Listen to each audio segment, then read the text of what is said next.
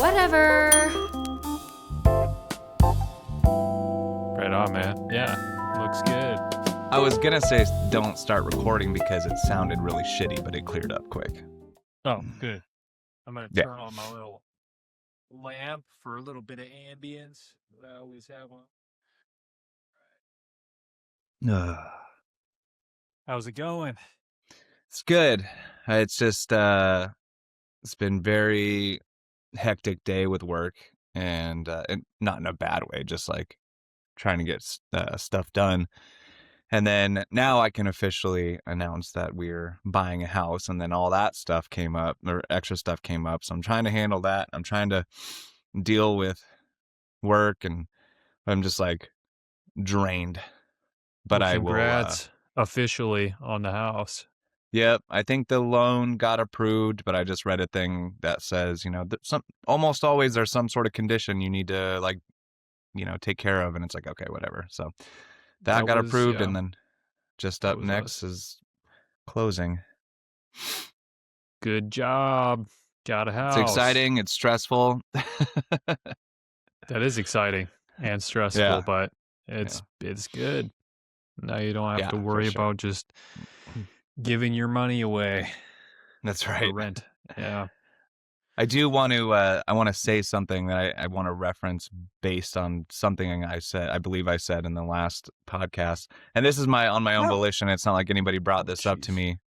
What's that? But I remember saying how like all my siblings come to me when there's a problem or issue or something, and I started thinking about that, and it kind of like bothered me the way I said it, because it's not really how I meant it, and how I meant it. How do you think that sounded? I think it sounded like I'm the absolute best problem solver, and when anything goes wrong, people come complain to me, and that's definitely not how I wanted it to sound like. So what I meant by that is in most cases, it's when there's some sort of issue in the family, as far as, some things like I can't get a hold of somebody. When was the last time you talked to them? A lot of times like that, especially with older siblings. But then my younger siblings, sure, if there's a problem, they'll come to me for advice, which I always love. But I'm not sitting here trying to be like, oh, all my older problems, they come to me with every issue they have. It just sounded so high horsey. And I was like, it kind of bothered me that I said that. But that's good to clear up. But I don't think that's how at least that's not how it came across to me. I know what you're saying. You're kind of also just being the age, you're kind of in the middle age-wise as well, between your siblings, younger and older. You're like stable and all that, dependable. It's not like you've never come across as someone who thinks they have the best advice all the time, but you're at least rational and stable. So that's a good person to talk to. Just because someone wants to talk to you doesn't necessarily mean that it's because you are the smartest person in the world. Yeah, that's definitely how I felt like I came across as I was thinking about it literally yesterday. Just because you're just hyper aware of, you don't want to be arrogant. I can't do it with the hair anymore. You only got a taste. My buddy, one of my buddies that actually lives in Washington, is very like beloved by all of his friends, think he's the best. And it's super funny because he doesn't really actually do anything besides just be really supportive and smile a lot. That's funny.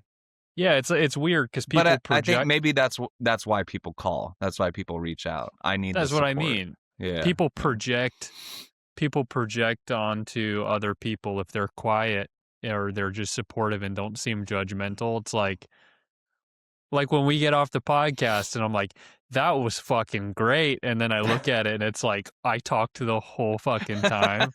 It's like, yeah, of course it was great. You were just telling me I did a good job, basically. I was just being supportive. Yeah. No, sometimes I think that it's like when you do your single recordings you know what you want to talk about, right? And so, and you can kind of get yourself going down your own rant, but sometimes, it's something I said that just sparks something in you and you just let it loose. And I think that's great, man. I think it's Yeah, super cool. you're a facilitator as well. Yeah. And But I that's don't part of have the being a same ability as you for the most part. I'm not as good at it as you are. And so I it's, think you're it's, great at it. It's just you're yes, you're also just being really supportive. no, you're also really good at being a facilitator, so being able to see, you know, what other people want to say or are trying to say and then like encouraging them and pushing them to do that. That's a strength right there. That's a pretty big strength. I'm sure that that's part of why your siblings like to talk to you as well. Like it's a not a something I tend to do that's not like that. Well, for one thing, I tend to make everything about myself just like this. Um, but all I can explain is from my perspective, and I'm trying to present it as like kind of the opposite of what you do. It's a counterpoint to say like you're much better at this, whereas when I talk to people about things or their problems, a lot of times I end up doing what I'm doing, right, making it about myself or being like, I think this is what you're thinking. Like I try to like impose upon them, like kind of like what I'm thinking they're thinking. And that can piss people off. Whereas you're like, Oh, you funny. really listen and you let them come to what they're trying to say. Well, People that's feel funny heard. because, and maybe it's because I know you so well, but I like that about you because it helps me rationalize things that I am potentially thinking, or it like helps me realize that, oh yeah, that makes sense. And I don't feel like you make it about you. You give life scenarios which help me realize like, oh I yeah, appreciate that. maybe that's, well, I think it's all just how you listen to It's each not other. for Maybe everyone. maybe that's the thing. Yeah, it's Maybe not not. for But I think, everyone. Some people hate it. well, but here's what's funny to me. If someone's going to come to you with a problem and then you present a solution based on something you've done and then they don't like it, it's like, I'm not trying to make it about me. I'm trying to tell you is how it's what it's like for me, and I'm trying to relate with you, and maybe that's why you're Mhm. feeling that way. I've noticed it mostly with girls, I have to say, not to be sexist, but women want to talk about things and they want you to just kind of listen and be there while they Yeah. work through the process of talking Isn't about that what they're talking about. the term? It's, I'm not asking you to fix it. I'm just asking you to listen. And That's the I have a stereotype, right? mega case of fix it, which I think works well for guys because I'm like, all right, we got a problem. Let's fucking go for it. Let's figure this shit out. Like I'm there with you, and in my mind, that's me being like loving. Is that I'm like I'm excited. Let's work on this together. And for my guy friends, that's like that works really well because we're speaking the That's same because when language. guys, yeah, exactly. Because when we do tell you, it's because we want some advice or At some. least some It's kind of like feedback, right? you'd called me last night with a thing, and I was like, "This is what I think you should do. This is how Yeah, I would do this." And that exactly. definitely works for us. So, but then I think it also works for women. It just depends on the situation, and maybe actually, I don't know if. Well, I don't know. I think I It would speak to. does. No, I was trying to flip it on myself. Like, if I were to ask or tell a woman about my problems, what would I expect? I certainly, that's the thing, is I don't expect you to just listen. I want to brainstorm. I want Also to part of it fix too, it. Yeah. though, is that I think between guy friends, a lot of times, when we talk about problems that we're having, we don't want to have someone really hear our pain. We want we're not asking you to be sympathetic to how I feel about it. You know what I mean? Like when I tell you Yep. I think you're I'm 100% dealing with correct. something, I don't want you to be like, "Oh my gosh, that's I'm terrible. sorry, buddy. That You sucks. must Keep feel so talking. bad right now." Yeah, like that's not what I want. But girls, a lot of times, they really do want that because they want to know that you are like seeing them.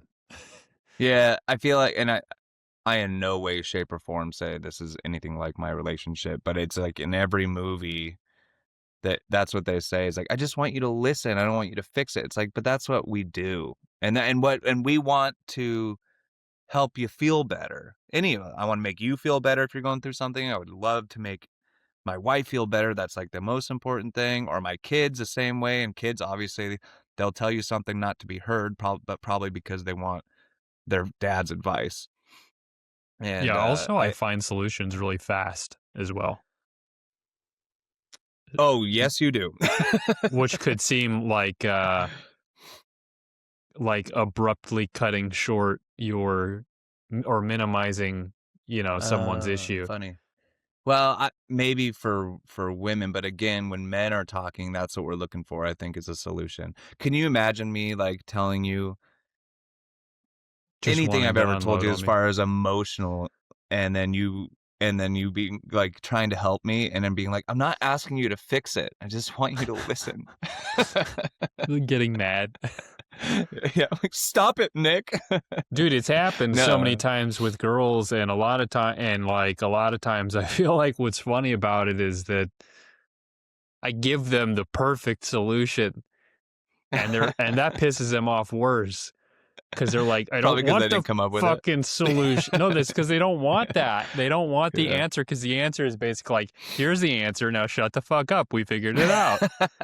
That's You know funny. what I mean? So That's they're a good like point. they'll willingly, like, avoid the solution that I've presented, and it's super logical, but that makes them more mad because 'cause they're like, "Fuck." You know what it just comes down to, and we literally obviously have talked about this a couple of times, is just being misunderstood. Oh, yeah, dude, for So, sure. and that's a very basic misunderstanding is men versus women and on how Dude, we I handle know. situations. I almost, like, made my significant other cry the other day because I did practice this thing we're talking about right now, where I got a call and it was like frustrated, right? Like there's these things that have been happening throughout the day, and she started telling me about them, and I was like, my instinct was like, I know what you need to do there, but then I was like, don't fucking say it, and I just was like, man, you've been dealing with so much lately. It's been a lot. And then she said something and I was like I just like what I'd said I like listened, and then what I said was like acknowledgement of like you've had a lot of shit going on lately. And then she was like and I was like, Because she felt heard, you know? boom, I figured it out. I cracked the code. I was literally just gonna say, I think that's just the thing. It's like a progressive conversation. You got to listen and understand and then be like and then kind of gear towards the avenue of fixing it. Um so And it's some just like a process. And it's not a bad. I think it's actually probably pretty healthy. w- what Sorry, go ahead. also is the case is that some of these things don't actually have solutions in terms of like, they're gonna keep recurring because it's something that you just have to like live with that you don't want to do or deal with or Right. whatever. Or the Like, solution is very painful.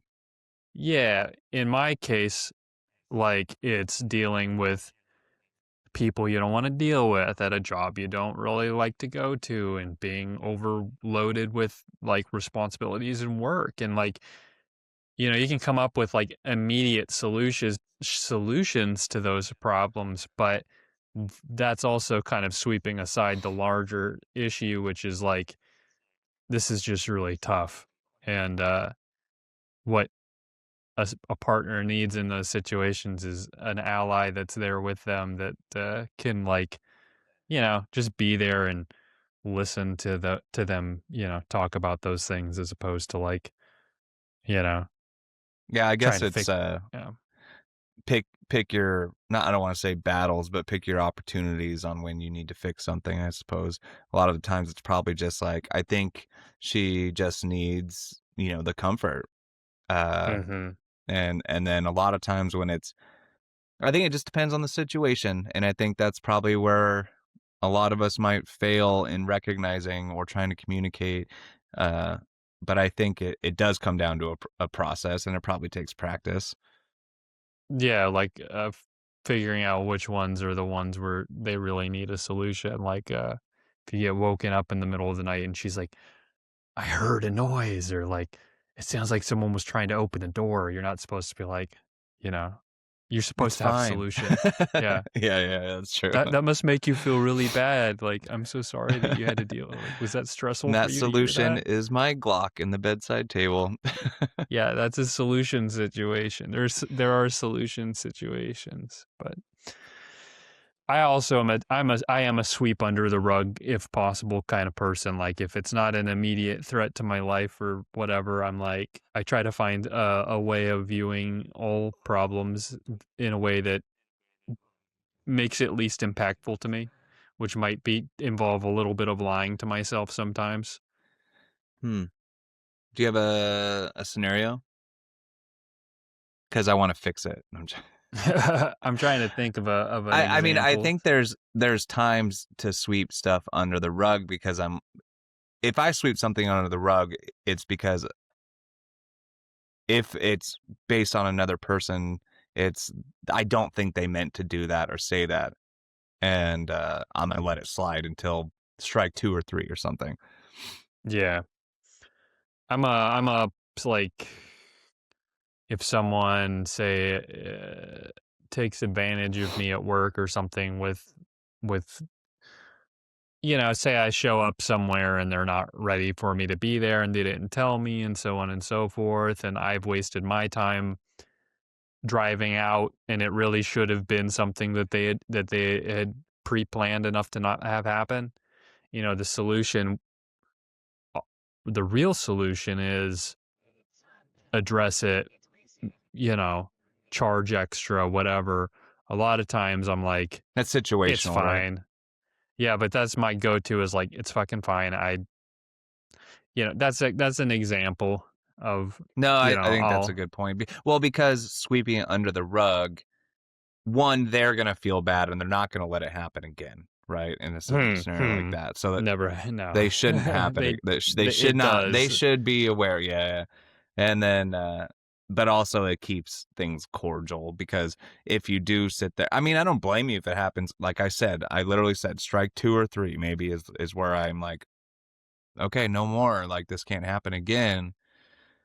And then in your scenario with work, it's like, okay, well, I've started this new, um, I don't know, Policy. contingency where yeah, policy. If this happens, I still have to charge 10% or something. Yeah. Yeah. That's it. That was all I could think of. I got another example. James, who we've had on the Hey, podcast, his James, our birthday was, first and only guest. yep, he's going to have to come back to. It was his birthday We got to bring yesterday. Joe on next. Joe's That'd be ready. great. Sorry, And sorry, it was his no, birthday it was yesterday. it was his birthday, and we made him a cake, and Hannah had decorated it, and it took quite a bit of time. But he was having his birthday party at the bar last night, and I had his cake in the fridge here. And my first thought was in the morning was like take it to the shop, drop it off at the shop, tell him I have something for him so he can stop by and pick it up at the shop. But then that time kind of came and passed, and it was still in the fridge, and I was back at home, and it was in the afternoon, and I'm like, I really don't want to go back out and take a fucking cake to the shop. So I'm like, I'll get it to him tomorrow, whatever, sweep it aside, not an immediately pressing thing. Then Hannah gets home and sees the cake in the fridge and then is like, why is this still in the fridge? I thought you said you were going to take it to him. Why did you have me make it for him with the plan of it being Last ready night, for yeah, Wednesday yeah. when you weren't even going to give it to him Wednesday? It's going to go bad. And I spent a lot of time making, and it's like all valid fucking points, but fuck. And then I'm I just know like, and then I lied, and I was like, I was going to take it to him tonight if you would have let me say that at his birthday party. So get off my ass. And then Did you do went back that? to doing, yes, I did. But I wasn't going to do that. I was going to let it ride until the next day, but I covered my own ass by saying that was my plan. Well, question: why wasn't your first solution just to take it to the party? Because it Because was it like was what, a personal it cake? was no, because it was at 8:30 at night, and I wanted to go to bed at 8:30 at Oh, you night. didn't plan on going to the party. No, I had no intention of going to the party. I was like, after I know I you're missed not a my drinker window. either, so No, after I missed my window to take it to the shop, I was like, nah, he's gonna wait until tomorrow or whenever I get to it. It's fine. And then I'm funny. like, yeah. So then, obviously, then when she comes home and we do this whole thing, it's like, okay, like I got mad because I was confronted, at a heightened volume of voice and attitude. But then I'm like, she did make it special. She wasn't wrong. Yeah. Yeah, she was. There was nothing wrong about it, and she was right that if I left it, it was gonna go bad, and it was took quite a bit of time to make. So I'm like, fuck. And then And then I that's lied and also said I'll take it to the birthday. I was gonna it's take it to the birthday. That was my it's kind of plan. her reputation too, right? Because Yes, and yeah. also the And you cake did. is So did you end important. up going out? I I took it to him and I dropped it off with him. Cake is Does important to her Hannah know that too. you lied? No. And she's probably never going to see this. And if she did, she would know that that is probably a frequent thing that I do when I get Yeah, caught. she's like, that's what Nick does. Yeah. Yeah, she knows that if she catches me, she knows me well enough that if I say I was gonna do that, and then she'll be like, "No, you weren't," and I'm like, "You don't know that. You don't know what I'm thinking. Stop trying to read my mind." That's right. You don't know me. But yeah, like you said, sorry, I was interrupting, but cake is important to her, obviously, and baking Yeah, and so and I'm it is minimizing her her reputation on the line. Well, important things. it wasn't your intention. It was just you were like, it didn't work today. We'll deal with it tomorrow. Yeah, yep. Which is a thing I do with a lot of stuff. So here we are. But anyways, yeah, my mom made a comment too when we went on a trip to Japan or something, and Hannah was like making sure I had all of my shit, like everything that I brought with me. She was like, "Do you have this? Do you have that? Where is it? Let me see it." And like because she knows I don't keep track of my stuff. Or my mom was observing that, and she's like, she knows you really well. That's good because there's cases where the mom would be like, "Oh my god, she's so controlling," and da da da. So, Well, she's that too, but she also like but that's is it's because of she concerned. knows you. Yeah, yeah, Yeah, yeah. she's very concerned about like, Jess is good when we about that with me too because it's like when we leave anywhere, anytime I eat food, I have to take pancreatic that's enzymes. yeah, I know the enzymes. Yeah, so yeah, you know that, not our Oh yes, 15,000 I viewers. apologize. I forgot. So that like every time I eat, if I have a meal, I gotta take two, and if I don't, it really fucks with my digestive system. Um, so she's very good about, hey, and other pills, like, do you have your pills? Do you have your enzymes? And those are the two most important things because there's been times where I have forgotten these things, and it could ruin a trip. Like camping one time, I forgot a very important pill and I didn't get it for 2 days, and I, like, kinda ruined half of those 2 days by not having them, and We're all so fucked up, I know. I'm a mess. Actually, both of that's us. funny, yeah, I know. We've never talked about it on the podcast, but Maybe we can just like strip down and do physicals on the podcast. Look, you saw my cat's butthole. Wait for mine. Yeah, exactly. Oh, that was good. That's exactly what I was Significantly thinking. more hair. Yeah. Well, that's good. No, it's She funny. takes care of you. That's awesome. She does, And yeah. it probably doesn't Yeah. feel like a burden, whereas mine is like chronic and constant need to have someone make sure I don't completely drop the ball. But isn't that it's still nice though because what it means is in a very high level sense is I want you to be successful or I want you to be comfortable. I Yeah, don't want you to struggle. So definitely. Yeah, like okay, for here's sure. another example and people have gotten after me for it. Jess, love you. She has when it's a night of say we're going to party or go out and drinking or going Thought out you were with gonna say friends. bone. No, no. Now I'm trying to think of a situation. No, if she has a hard time stopping when she's comfortable, because she'll be like, "Yeah, let's do another. Let's have a shot." Like, woo! And I'm Oh, she's a very party many times, girl. and this is so few and far between. It's only when it's planned. It's like a planned night out. But she also has hangovers that last 24 hours. So I know to remind her, hey, I think you might not want to have another. And she loves that because she knows she doesn't want to feel like shit. And because she's also somebody who's very hard to tell when she's really drunk. I don't know how she hides it so well, but she really does. And so people encourage her to keep going and she'll keep doing it. And so I'll be like, hey, I think you might need to tone it down or step back. And she's like, oh, okay, you're totally right. Wow. Most And, people don't like and that no, she really appreciates it. However, her friends do not. because you're They're the like, party "Leave her killer. alone." Yeah. It sounds controlling, right? But I'm like, I'm trying to help my wife be successful in the morning, You're and not feel like shit, fucking because she absolutely hates wasting the days on a hangover, and as you should. you're the controlling husband. Well, yeah. On the flip side, and this is where I have had to have gotten better, I've had to make myself be better, is when I when we host, but I cook food, right? So I cook for everybody. I typically will try to make something pretty extravagant. And I'm sitting there, I'm tasting it constantly, and at that point I'm like, I'm full, I don't need to eat.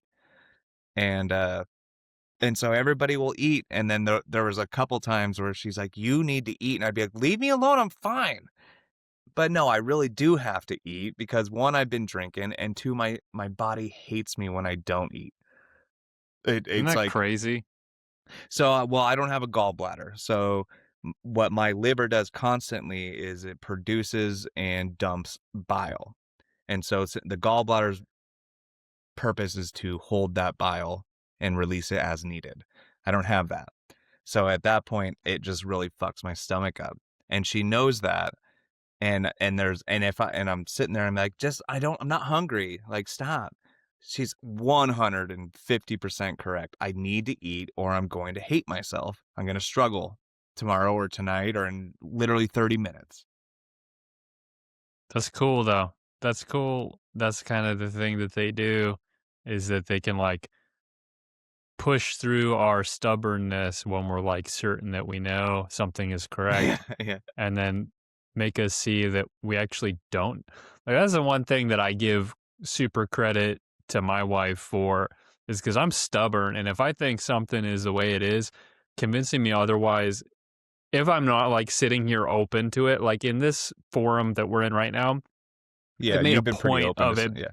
Yeah, that's the point of what we're doing here is like open-minded, be open to whatever. But in my life, in if I'm like, thinking something is a certain way, and usually I'm just trying to get through the day, with minimal problems, I'll get really stuck on there being like one way of doing it or whatever, or assuming that she I doesn't know think, what the fuck she's talking about or something like I don't that. think that's your assumption. I think, and I think this is what I do too. And potentially what you do too is I feel like, well, maybe you don't, but I feel like I need like structure in a way that if I need to know the plan, Hmm. and so if I don't know the plan, I'm gonna stress out like in the dumbest way, because it'll be like, hey, we're going bowling tonight. Are we going out with the family to eat dinner?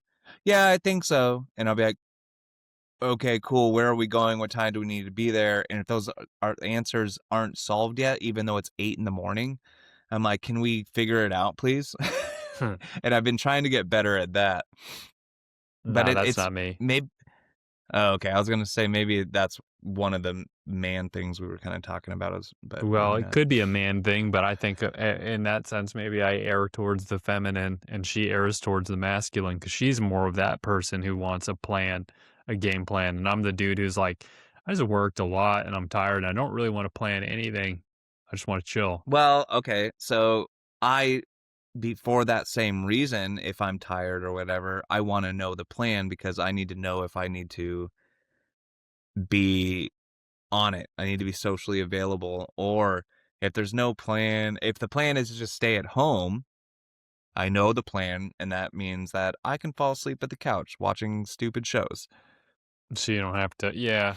When I ask a million questions about something that we're about to do, it's typically because I don't want to get locked into something, and she knows that too. Honey. So if I start asking a bunch of questions, it's like Nick don't really want to go. So I gotta be careful because I'm like, where are we going? What are we planning on? Who's gonna be there? How long? What's going on? And then it's like, just stay home. It's fine. It's fine. And then you're like, But it's really no, I'm not gonna go. fine. It's Like of that's course not it's what I not was. fine. That's not what I was asking about. I promise. I don't think even for like the stereotype of women saying it's fine and meaning it's not fine, I think that applies to everybody. Because I think that's become such a common phrase that it's fine means it's not fine. It's not everybody. If anybody In a says lot of cases, it it's is. fine to me, I guess in a forum where we're talking about it, it's like, oh no, yeah, it's fine. That's fine. That's fine. Yeah, That's exactly. cool, right? But if it's a text message and it's 2 words, it's fine. Rather than You an know it's actual not fine. human reply. Yeah, and that's like anybody. If anybody does it that way. If And I don't something ever want to leave it abruptly that way. stops, if you've been having a long-winded conversation where Conversation, yeah. something's been going on and then it abruptly ends with it's fine, or that's a I that could give be up. or leave me You the think fuck you win, but alone. you lost. Yeah, yeah. Yeah, it could be a lot of things. It basically means I don't want to continue this any further. You made That's some also mistake. when people do that to me, and I know you're gonna start doing this now. If people say it's Well, I wasn't fine, until but you when just said that. no, not that one, this next one. If you just say K to me or a thumbs up in text message, I I'm like, that's so fucking rude. Sometimes I do that. You've never done it to me to where I was like, No, well, I do it when I'm pissed. I do it at when no I'm point mad. at any time have I ever think you've sent me that and been mad. That's for sure. If it was like, hey, I'm on Riverside, I'm waiting for you, and you're like, okay, I'd be like, all right, no problem. But kind of like you said, okay, I think about this too. I also super have to preface this is not what happens in my marriage, and I promise you that. If I were to if I were to text Jess and say, "Hey, I'm gonna go golfing after work with your brother," and she says, "K," I'd be like, "Okay, that's an issue. It's the same thing as it's fine," you know. But now Jess loves K. to golf, so it's a K. plus for me. Yeah, K, thumbs up. Don't. Yeah, I care, but I don't. I what I want to hear is that sounds great. I hope you have fun. K is Like almost like, don't care. I don't care. that's I what don't really this is. actually K. care about you that much either. I have other things to do. Yep. Do what you Yeah. want. K. Cool story. Yeah. This relationship was a mistake. Yeah. Exactly. Um, Uh, yeah, I actually when you said the K thing or the what I sometimes say is no problem, I say and no it's problem all the time obvious too. fucking that it is a problem, or if I do the thumbs up or whatever, but I don't think anybody It gives a shit. I think what they well, want is they're like, are you going to do it or are you not going to do it? And I'm like, I'll do it begrudgingly. And they're like, good. I don't care as long as you do it, you that's know? funny. I I think of it more in a I apparently I read into shit too much because if you were to say no problem with an exclamation point, I'd be like, cool, it's no problem. If you said no problem, period, I'd be like, oh, great, there's a problem. Yeah, I do that Uh, too. I But I go expect no people to be problem or jovial. no worries. Yeah, yeah, I me too. expect people to go over the top jovial to show me that there's not an issue. If someone starts answering flat, it has no intonation and it's flat, like with Hmm. periods, like no emojis or exclamation Yeah, marks or anything like yeah. that. I'm like, You say you want to talk? You having a problem? That's exactly Yeah, what I yeah. think. That's funny. You want to get confrontational. I want to be like, let's fix it. Yeah, I'm like, But fuck you, I didn't want to talk to you anyways. but in a lot of cases, I realize it's a generational thing because texting is a new thing for our parents, relatively new anyway. Oh yeah, I give old people a pass for I sure. give old people a pass as Yeah, well. In yeah. fact, also, Dad, if you ever watch this, love you too. When I know I like if he's mad about something, he would say something, but when I get a text where it's like all caps or there's exclamations, I'm like, dude, this guy's excited for me. But if it's like, hey, I couldn't call you today. I've just been really busy. I'll try to call you tomorrow. And he's like, okay, period. I'm like, that's what that means. It just means okay. Yeah, they don't But if have I that sent that same. yeah. They don't have that But same like. the problem is that I think they're correct. I think we read into shit or we purposely type things certain No, we're ways passive that they never aggressive, would. and they're not. Yeah, yeah, they correct. Yeah, that's Yeah, I was over explaining, but yes. yeah. It's the same. We are cynical, and they are like, what you see is what you get more Yeah, than direct, yeah. us. Direct. Yeah, it's the same thing where. I mean, I see this with. If I can make a film comparison, people talk shit about movies that were made in the 80s and stuff like Stallone movies like Rocky or Rambo or Roadhouse with Great Patrick movies. Swayze. They're like, that's stupid. That, they make fun of the direct straightforwardness of it. Like they're like, that's fucking silly. Like the fact that he rips people's throats out in Roadhouse or whatever. And then he's like super romantic, but he's also like a total badass. But then he's a poet too. And it's very like, Oh, sounds familiar. yeah, right. It's non-cynical though. Right, The right. bad guys are the bad guys, the good guys are the good guys, and they're really fucking good.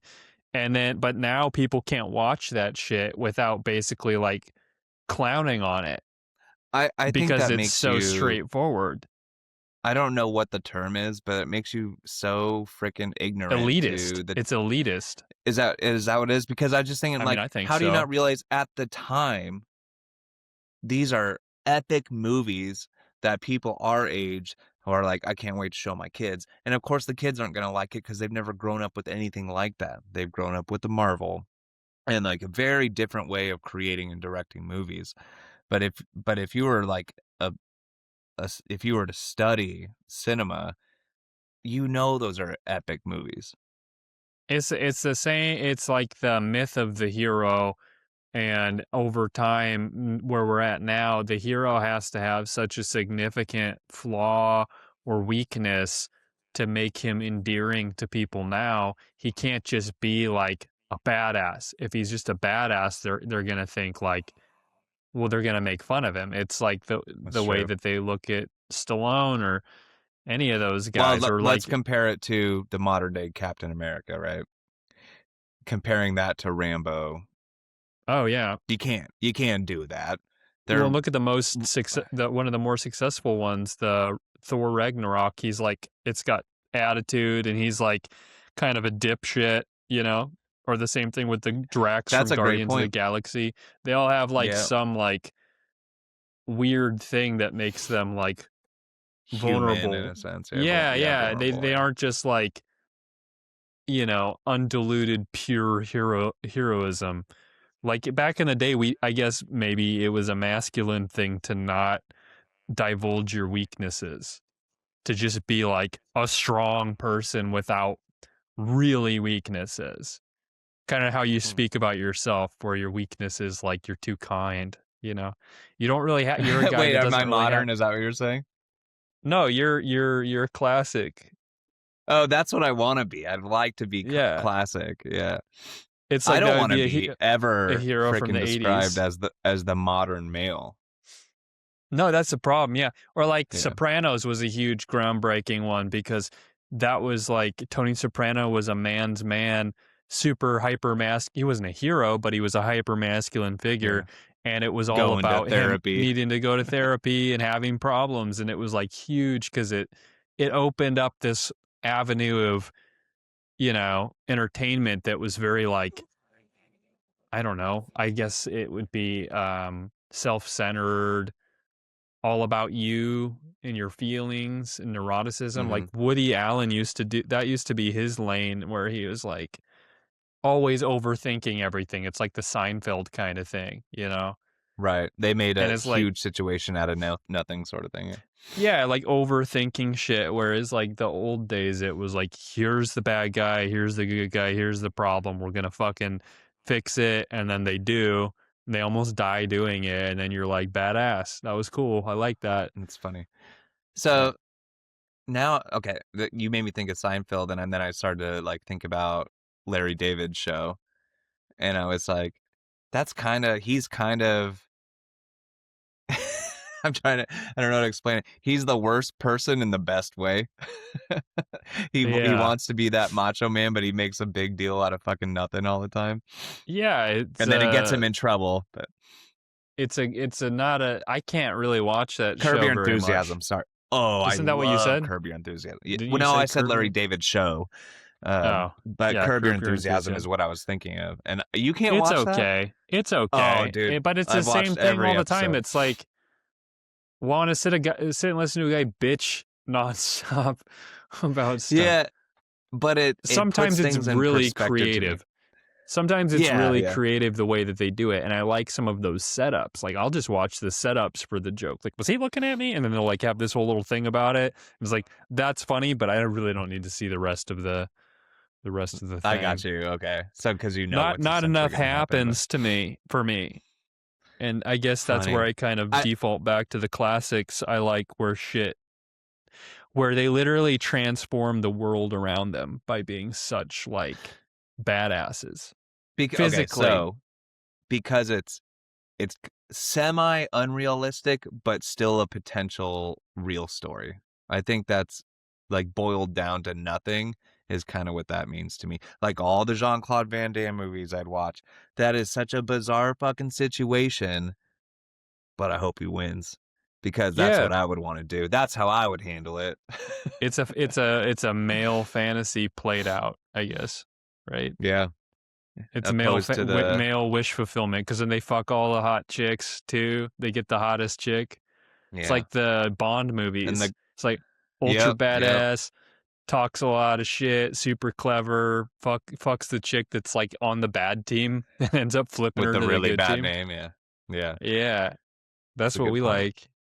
So that so yeah, yeah, okay. I don't know where I was. I thought I was gonna say something about like more people or people like it more realistic in a sense, but then that's not true because of course, like we've talked about before, they love the Marvel scenario. But the realistic type of person or modern person is what people are starting to like.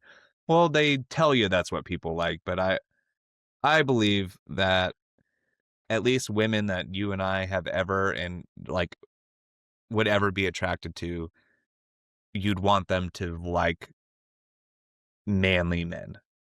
Yeah, it's not just manly men. It's yeah, it's like guys who can like overcome the odds. You know, Hmm.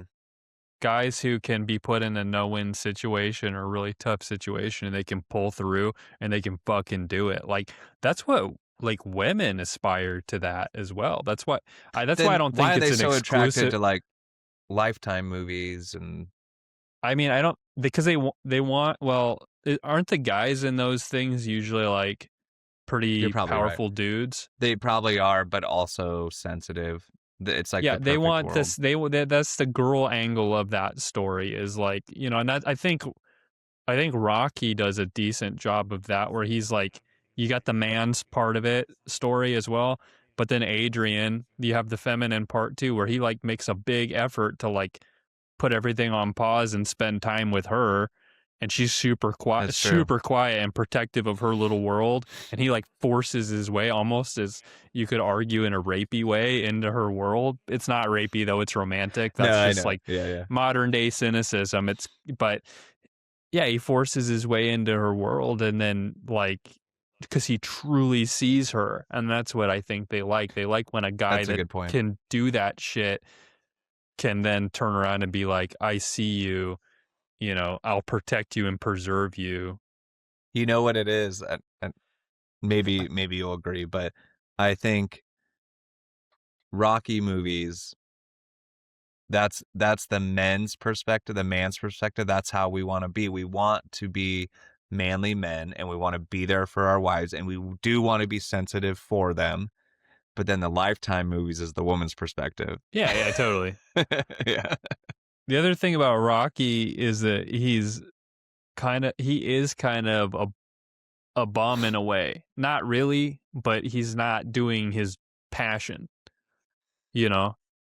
In the beginning, he's not like an award-winning boxer. He's a low dude Right. who missed his shot essentially, and then he gets a second chance and he grabs that second. That's what that story is. It's like, it's like recognizing the pain of like you fucked up the first time, but here's the second shot, and then being like, I'm not going to miss that window. It's the same thing with 8 Mile.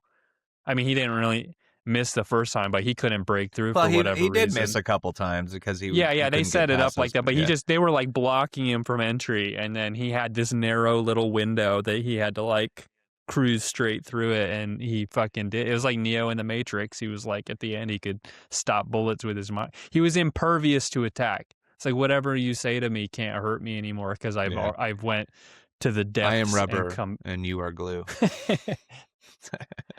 It's about being reborn. It's about that's the thing about stories about men, and a lot of cultures do that. That's a rite of passage for young men who become men, where they'll have some kind of ceremony for the young boys when they transition to become men, and it involves essentially death of some form, even if it's just like. It got your ass whooped sort of thing. Yeah, or they'll give them like drugs, something that like kills the ego or something like that. It pushes you down, and then when you come back, you're reborn the man who's not afraid of that anymore because you've already confronted it. Yep. Have you seen Southpaw? You literally just wrote that movie. Really? No, I haven't seen Southpaw, but that's a good Southpaw, example of a classic type story setup. yep, because it's Jake Gyllenhaal and he's like a badass boxer. And it's a lot like Rocky in the sense where it's like something really bad might happen. His wife gets murdered at a party, and then his whole life crashes, and he's a bad father, and then he's got to pick himself back up. Yeah. Great movie. That's I could tell from seeing the preview that it was a harken back to those classics. They keep dropping movies like that because they know It's there is a big audience for that, but it's not it's not in vogue to like advertise that, which is so silly because there is such a big like people, like you said, they want to pretend like they don't like that stuff, but they like that stuff.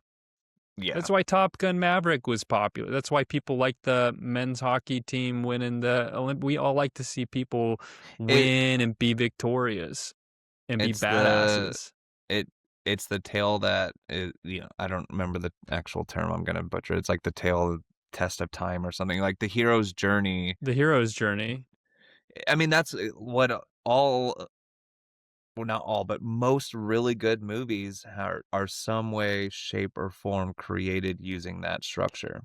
It's not, yeah, and the reason they're created using that structure is because that structure, the whole idea behind that is that it's it's not even something that you intentionally do. It's just hardwired into us because of the way life is, and Trying to bounce back from adversity. instinct, yeah, our instincts and stuff. It's like it's something that rings true to us on the deepest level because we know it to be like real. If people start writing a story and they're good at it, a lot of times it'll automatically follow that arc because it's just like what we know as people to be That's true. intrinsically It's true. not intentional. It's more nature. Yeah, yeah, exactly. It's like every single story. But it's like the push forward. I mean, like you said, when you push forward towards a goal that's like challenging, first off, you're going to have haters and doubters, and a lot of people are going to not be. behind you, or they're gonna act like they're behind you, but as soon as you hit your first point of failure, a lot of them are gonna shake out and start doubting you and saying, "He's a loser," or whatever, you know? And then you'll encounter some, like, minor successes that make you feel like give you the false sense that you figured it out. I got it figured out. I figured out what was wrong. I'm on the path to success. And then you really get knocked down, like all the way to the bottom. And then that's like where they have their moment of doubt where they're like, can I even do it? I don't think I can do it. And then they're like, nah, I can fucking do it. I'm going for it. And then they go for it and they do it. I think also that's why like a lot of modern moviegoers don't like those stories or the older ones is because they kind of do that pretty quickly to where they Mm. want it to be long and drawn out and see more of this like vulnerable side that needs to bounce back. And it's like they're like, I wish this was a well, one, movies are way longer now, You're right? right. I think that's accurate. Yeah. I think that's an Movies accurate used to point. be if it was 90 minutes, you'd be like, damn, that's pretty damn long. And now it's like they're 2 hours long. But you know what though? I don't think that people want that so much because condensing things down to cuz maybe that's what people think is silly about like a Rocky or a Rambo is that they condense all of the information that you need about the character into a scene, right? Yep. They'll show Yeah. him riding They the Harley and have some scars and have a book of poetry right here. And it'll be like, okay, he's a badass. He's been in a lot of fights, but he's also got a soft side. And it's all like in one scene. And people are like you said, they're like, no, no, wait, we need to unpack this more. It's like, why? Why do we need to unpack? That's my issue with Curb Your Enthusiasm. That is what that show is. Let's unpack it for fucking mm, ever until it means nothing. It's like, what we need is just enough information to then proceed to the next thing. You know, there's an yeah, art so to condensing the show would not information. exist if you had it your way. No, I think So I think there's a place for I it as yeah, the because I think the point antithesis of to those is yeah. that they do that, but they do it with a very pointless point or a pointless argument, and it's so and it makes you uncomfortable. Like that show makes me uncomfortable to watch because I'm like, oh my god, I do not want to ever be put in this position, and the positions he puts himself in are just freaking crazy, and that's what makes it funny and like it's like anti-relatable because you're Mhm. like, oh my god, like that I couldn't do that because I would feel so fucking weird, It just and so doesn't it kind work of like forces you to on keep that level watching. for me. It doesn't work on that level for me because I can see that they're like improvising and a lot of times some of the times the acting is like not great. You know, because Sure. they're basically just standing there like filming themselves like bullshitting. They're really good at improvising, but I'm like, I don't take any of this serious. It doesn't work on that cringe level for me because I don't. It doesn't feel real to me. Like I never watched The American Office, but the British Office was like actually that show was perfect at capturing the discomfort of those like because the boss played by Ricky Gervais would always put them in these like he wanted to be liked so bad, but he was like not funny, not endearing, and he'd always just yeah, it was like ugh, and but it was like acted really well. I think, yeah, I would be interested on your thought on the modern Office because I did not watch the European one, and I also have not watched all. I've only seen bits and pieces of the American one, and I don't know. It's fun. It's funny that I'd be super into Curb Your Enthusiasm, but that this one I'm like, I don't know. I Well, can the watch it and American fall asleep to it. yeah, it seems different to me because the British one was kind of written to be completed. Like Ricky Gervais did, I believe it was 2 seasons and a Christmas episode, so it was very short. And so he had an idea and he didn't like run it forever. But the American Office was made to be extended out indefinitely. So Right. it feel for me what I've seen of it, it feels like you said, like it feels like comfort food, like you put it on and you fall asleep. It's like it's better than The Big Bang Theory. It's probably much funnier and more clever than that, but it's Yeah, yeah. also like not a self-contained thing. Like when you watch The British Office, it feels like he had a really like he had an idea, an objective. He completed the objective and he ended the show. It has a beginning, a middle, and an end, and it has arcs, and then the arcs are concluded by the end of the show. It feels like satisfying. It's satisfying when it's over, you know? So That's nice. Yeah. it I feels tight. absolutely I wonder if that's a strategic thing over in the UK because it's like in America shows get canceled all the time. Good shows get canceled all the time. And it's really frustrating because what's frustrating is when they don't get an opportunity to end the show because there's other shows that have gotten Yeah, canceled and be like, this is our last season, so agreed. maybe we'll overdo it, but at least I got the answer. So when the show ends with no answer, it's so fucking dumb. It's like, It's lame, happens all the time. It's yeah. too many shows now. Well, in the UK back in that at that time, he said he didn't want he had at the outset he didn't want to keep running it. So I'm sure he could have, but he kind of I think he said like Seinfeld went for too long. I think Oh he was yeah. talking Or about Seinfeld. He Friends might have went for a long time, but it was talked still about The pretty good. Simpsons or Yeah. something, Yeah. or whatever. They Which is just still going. like we run these shows so long that they become creatively bankrupt, and they just have to keep going. With Lost, remember Lost? Did you ever Yep. watch it? You watched it, I yeah. I watched think all we've of it talked about twice, this. yeah. Yeah, the early episodes are so good. So intriguing. It's so good, and they're like not just it's not just intriguing because you don't know what's going to happen, but they have like an energy and a life to them because whoever made them is like excited by the premise and the opportunities.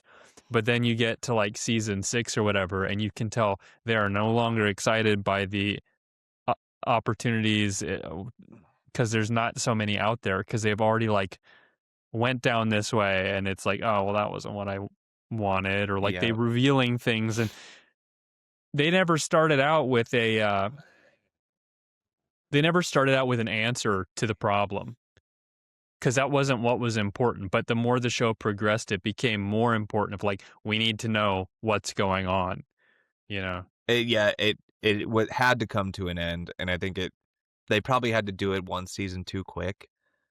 Yeah, Because it is probably the greatest show with the worst ending.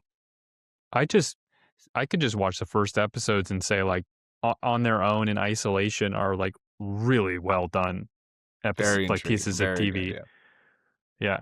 The way they So, tell the I people's stories and the way it's set up, like we're gonna go through these people individually that you know nothing about. yes.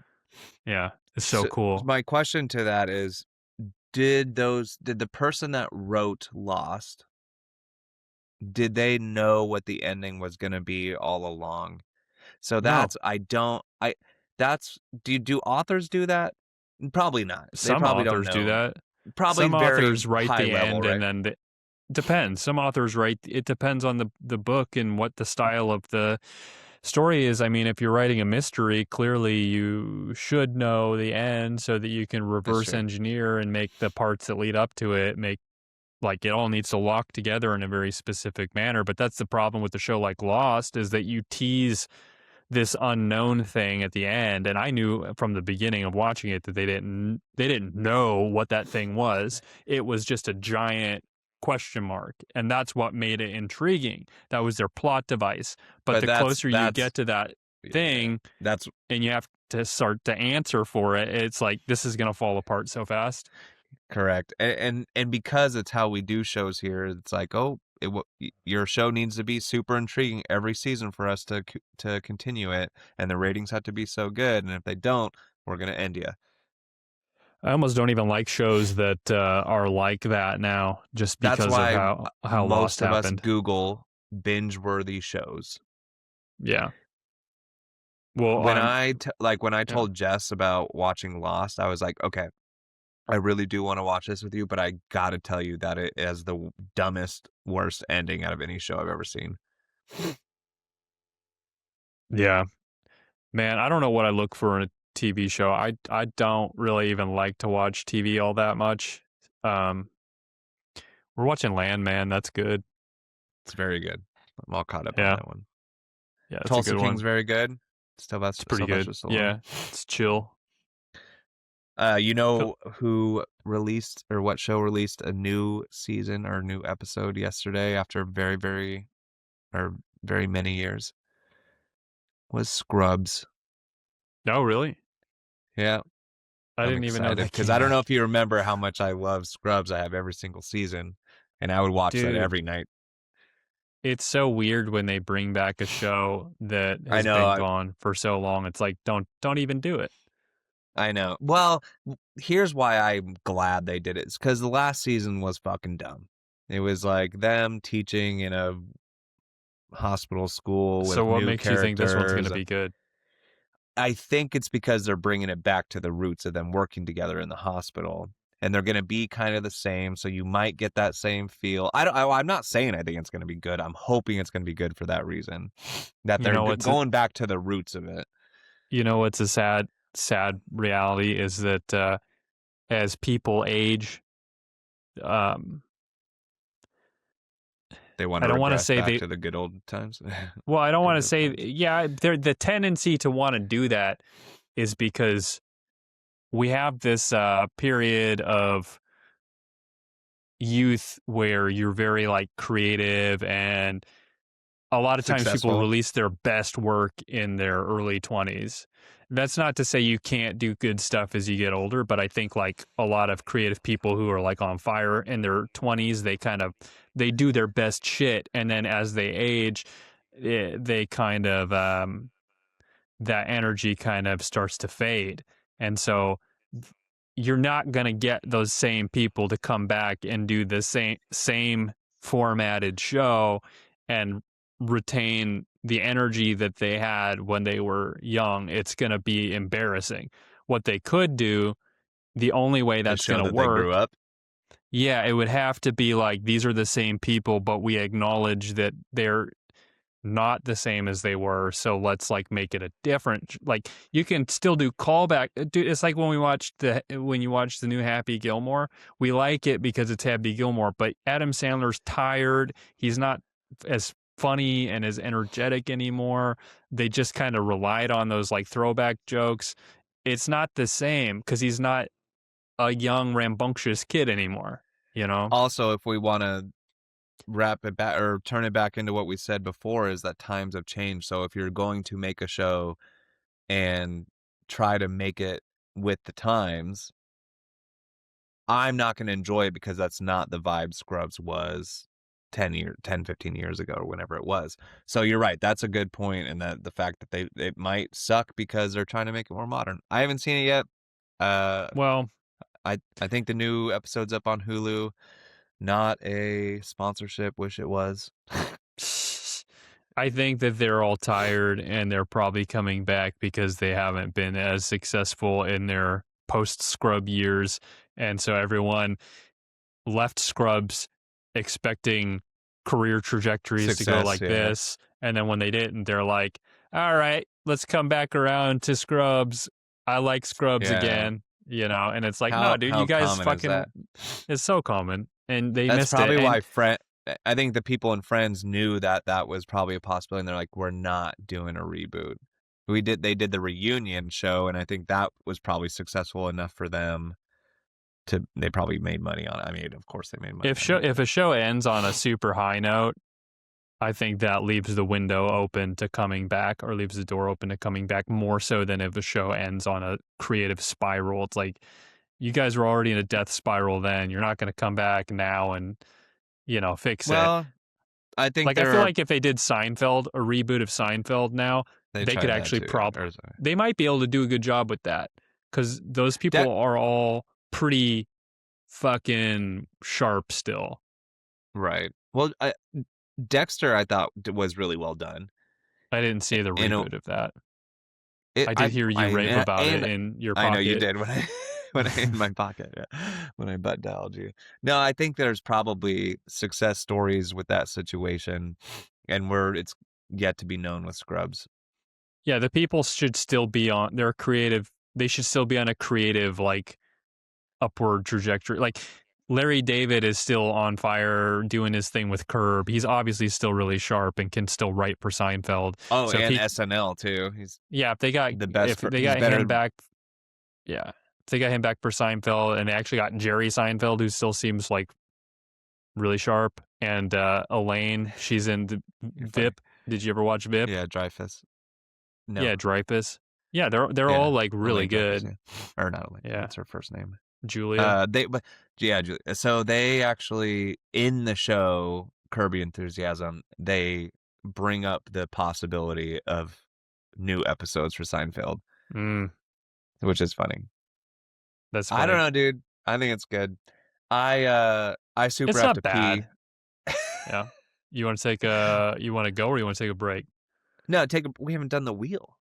All right, all right. We'll pause and then we'll come back and do the wheel. So Yeah. I added. Go ahead. No. What do you say? You added what? Oh, I added truth and loyalty to the wheel. Loyalty. That's one I want to do for a full length episode. Which I think this could help dabble into it, Help give right? us some creative It was inspo. kind of Yeah. if that comes up. If we end up talking, if it doesn't come up and then we end up talking about it in the next episode, I'll probably erase it and we'll put something else. It's all good. All right. I was gonna say I wanted to amend something because I mean I doubt anyone's gonna have an issue with this, but I kind of propose the idea that I think as people age, their creative output kind of gets diminished in some ways. But I don't think that's necessarily. I think they evolve as artists, and I just think it's hard to return to the same place uh, and stand in the same shoes that you stood in 20 years prior or whatever. Yeah. That's what I mean. You're not Maybe the same person. maybe they need to try that to kind of spark what they loved in that moment and what they were doing. Maybe this is a way for them to come back and revive what they want to revive. And find a new path that involves the same Yeah. people and they Yeah, find because some chemistry in that way. That could work. Zach Braff was successful, minorly As a successful director after. as well.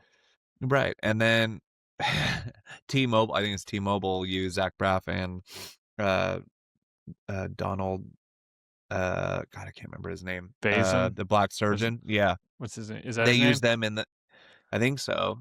They used yeah, you look it up. They use them in that T-Mobile commercial all the time and it's like How it do I know sparks that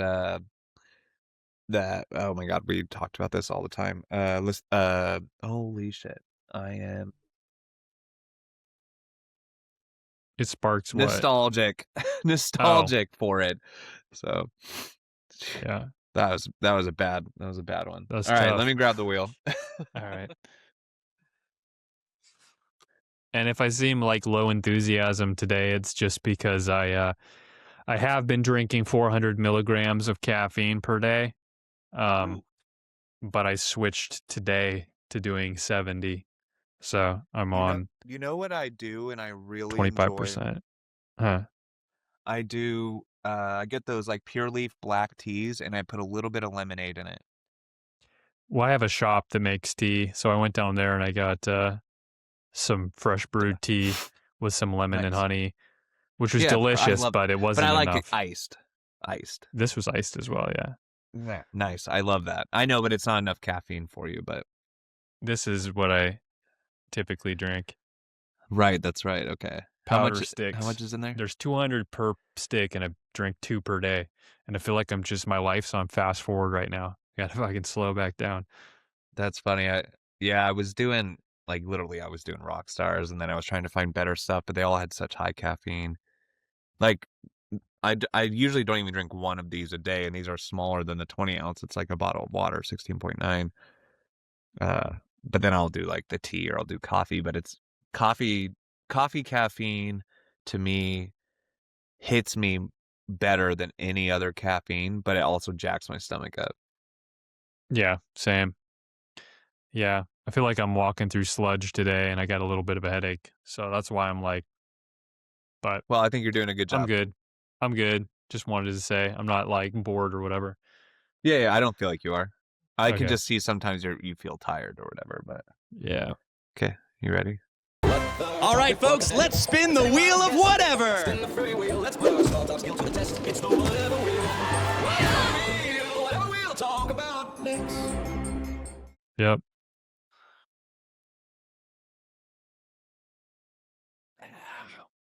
Drinking. Drinking. Okay.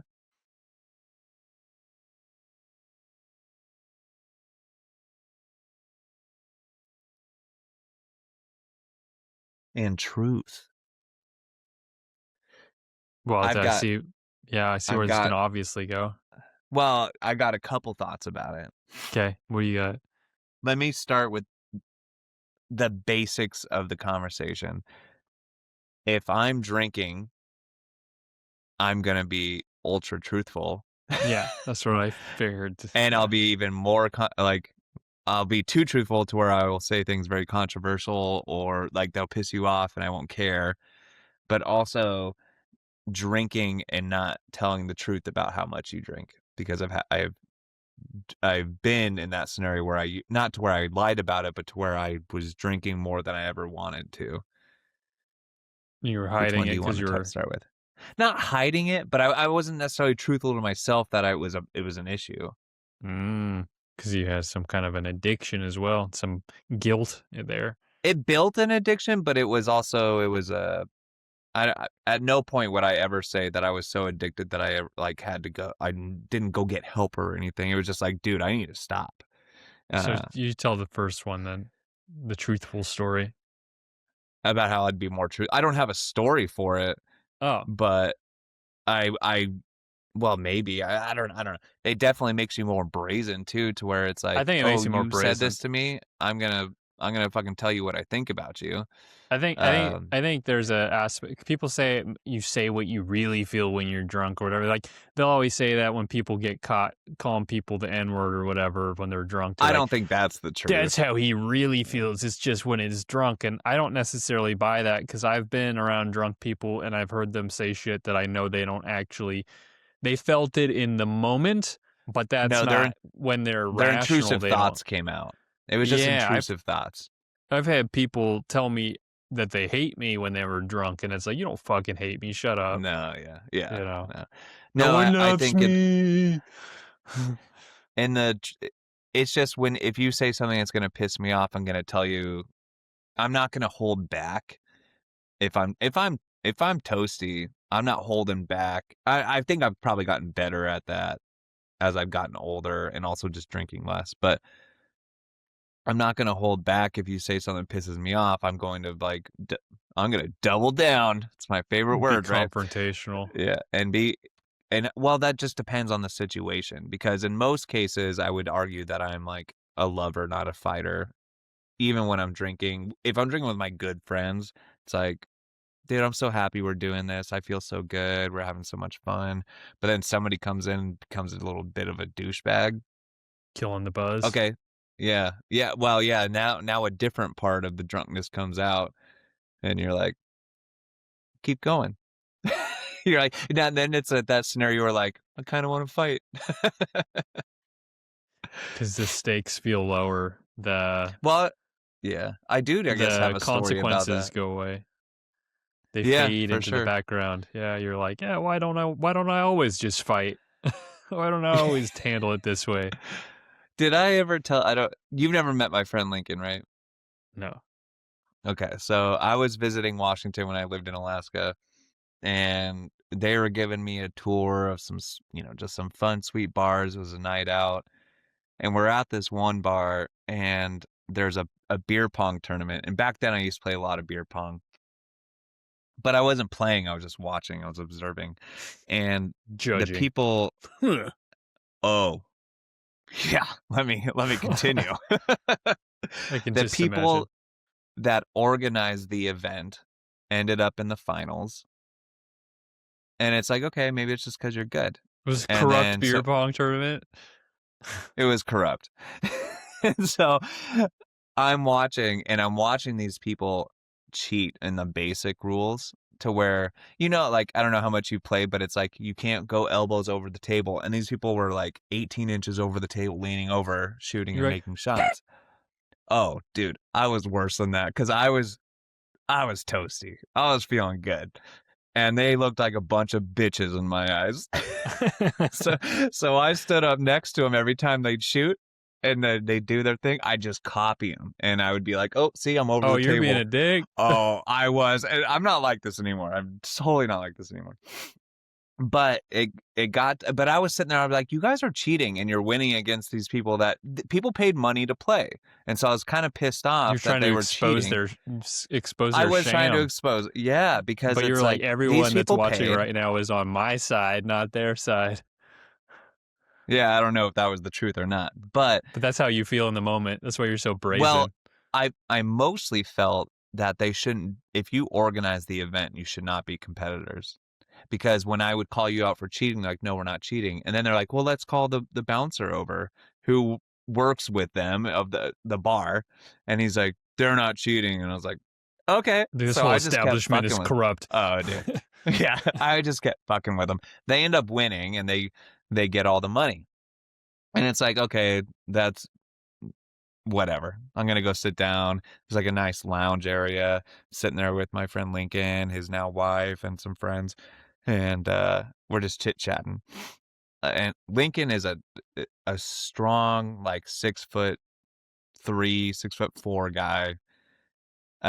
And this one guy who was friends with the guys that were handling the event comes up and starts bitching about me to Lincoln. And Lincoln's like, it's done. It's over. Whatever. It's enough. It's enough. And the guy You're kept like, yeah, going. he was like, yeah, Mark was being kind of a bitch, but it's over. It's fine. No, I think, I mean, mostly on my side, I imagine, but maybe I was being pretty, I mean, I definitely was being obnoxious. Yeah, exactly. But then Lincoln stands up and turns towards this guy, and I'd never seen a guy backpedal so fast when they realized what they were up against. He's a giant. Because we were about to all fight. No, well, no. I stood up because I was like, oh shit, here we go, let's go. Lincoln's gonna take most of the heat, and then you're gonna sweep in an I thought there uppercut. was gonna be a fight, and I was excited about it as a douchebag young 25-year-old. And anyway, that guy backpedaled real quick to like where he's like, I'm sorry, and then we all got kicked out. Yeah, of course you did. But I was exposing the truth while I was drinking was the point. Mr. Morals over here, always, Yeah. even when he's I wouldn't drunk. do that shit again. I would not do that shit again because it's You just might not though, because it's the right. But you were right though.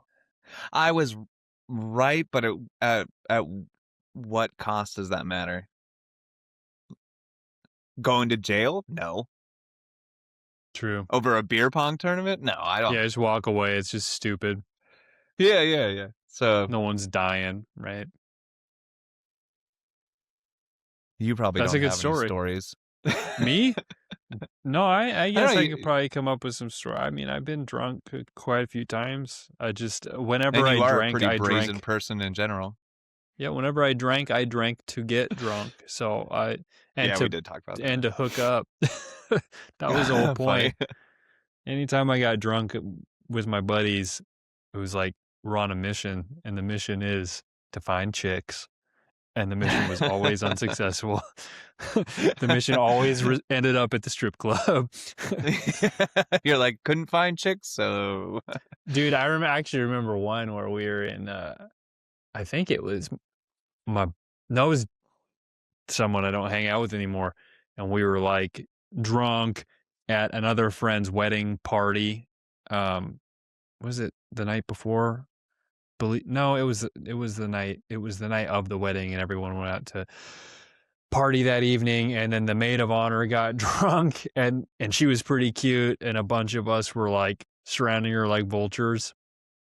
And I remember someone the bride came up to me and was like, "You've been rubbing her back for a long time." I didn't even know I was doing it, but I was sitting next to her and I was just rubbing her back.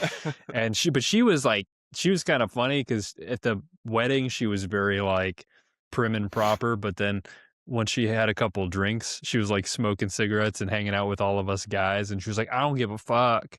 And they were like, "You need to go home, you're drunk." And she's like, "No, I don't. I'm fine." I was just trying to chill with us, and they're like, "You're gonna end up pregnant or something." That's what they said to her. And then we all ended up walking her home. But anyways, so we struck out with her, I say I never have like, Everybody. About like you didn't try or whatever, but and so then we cruised on to the next bar, and then that one closed, and the only one that was still open was the gay bar at 2:00. And so we went there because there's still like chicks party. there. Oh yeah, of course, yeah. And there was this, and then I remember we were all so drunk, and it was all the other dudes that had struck out were in there. I don't know if there was even really any gay guys in there. And there was a really, really overweight chick and her mom was wearing a tiara, and they looked decent and all the guys were like swarming this like pretty obese like, chick and her mom. Last and resort. And I was like really, really super drunk, and so I was feeling very good about myself for jockeying to get most of the overweight chick's attention. Like I had cut through all the other guys, and I was like dancing with her, and I was like, hell yeah, I win. And then I started to smell something because she was like dipping down and grinding her butt, and I started to smell her sweaty, fat fucking ass. It cut through my drunkenness, and I just smelled it. That she had her big fucking, I don't know how big jeans in my face, and I'm just like, oh, what? And that sobered me up. It was like smelling salts. I was like, this is humiliating. You just fucking stole the podcast right there. That is amazing. Yeah, like it sobered me up, and I was like, what are you doing, you fool? And I turn around and I see her mom, who's like short gray hair, like, you know, probably in her mid 60s, and she's surrounded by dudes who are like young, and she's like, like loving it, and I'm just like, this is nasty. What's going on here?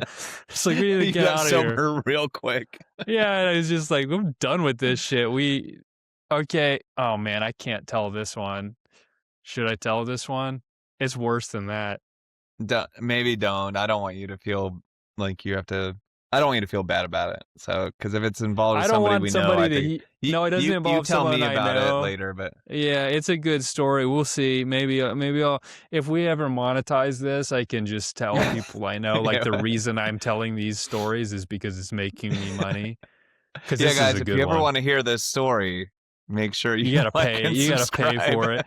If you pay for it, I'll tell all. Because this is a good one. It's funny. Hey, it's funnier than that. 100 likes on this. I'm gonna go 100 likes on what we're gonna create an Instagram reel for.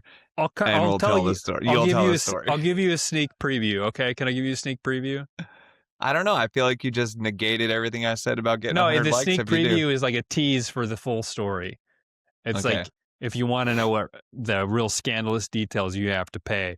But this is enough of a taste tester.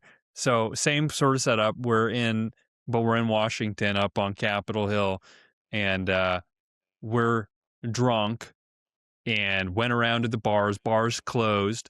Went and bought a couple bottles of wine, and I found a shopping cart, so I'm pushing we're drunk. I'm pushing one of my friends around in a shopping cart. He's drinking a bottle of wine out of a bag. We find some homeless people.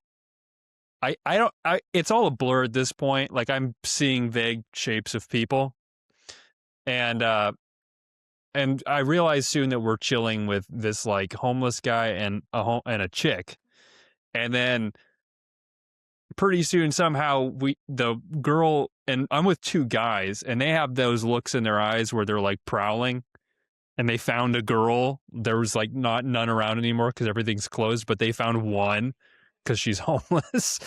And pretty soon we pry her away from the guy, or they do, and we're all walking back towards our apartment with this homeless girl, and she's got her shit in an Adidas like gym bag. And the guys that I'm with, who are upstanding gentlemen who are enrolled in college at this time, are like, you know, surrounded, like rubbing her back and like talking to her in a flirtatious manner. And I'm just like, this is a fucking genuine like home. Like this is a home. She's missing half of her front tooth. Like this is a homeless chick, and she's loving it. And that's as much of the story as I'll tell, but it does get fun. Okay, so it gets extravagant. It gets pretty crazy. So how many likes would you like on a post in order for you to tell this story? If I was able to get like 100 likes, You that think would 100's tell me good? that our podcast was like moving in the right direction, and I 100 would be people are like, interested. dude, if I get if that could motivate people to give me 100 likes, I would know that I held tools that would be capable of getting us from 100 to 1,000 to 1,000,000. I could do that. I just have to like Okay. reveal embarrassing details. So yeah, that would be enough to. All right, well, this is what I'm going to try to export, and I'm going to try and post this on our Insta and see what happens. Okay, sounds good. And I just got a phone call from my better half, so the boys may be done. You knew it too. That's fine. That's good. Great discussion. Look at You us had some avoiding highlights politics. too, man. You had some highlights. We'll was see good. what Riverside thinks. All right, man. All right, buddy. Until I'll next talk to you time. later. Yep. Later.